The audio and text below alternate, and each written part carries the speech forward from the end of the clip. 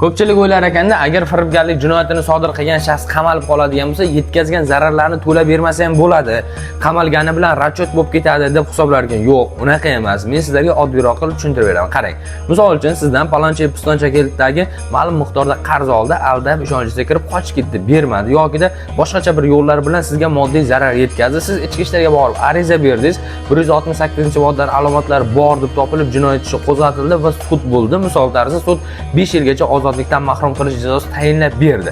Mana shu holatda sudning hukmiga qaraydigan bo'lsangiz, palonchi pistonchaga yetkazilgan mana shuncha miqdordagi moddiy zararlarni qoplash majburiyati palonchi pistonchaga yuklatilsin deb sud hukmida yozib qo'yilgan bo'ladi. Demak, bundan ko'rinib turibdiki, sizda aldab ishonchga kirib, sizda pullaringizni o'zlashtirgan yoki qarz olib bermay qochib ketgan odamga nisbatan jinoyat ishi ochilib qamaladigan bo'lsa, u pullaringizni to'lab beradi. U jazoni qamoqda faqatgina sodir qilgan jinoyati uchun o'tab beradi, lekin sizga yetkazgan moddiy zarari, deylik ma'naviy zararni baribir to'lab beradi. To'lab bermasa, majburlab bo'lsa ham undirib olib beradi ijrochilar sizga.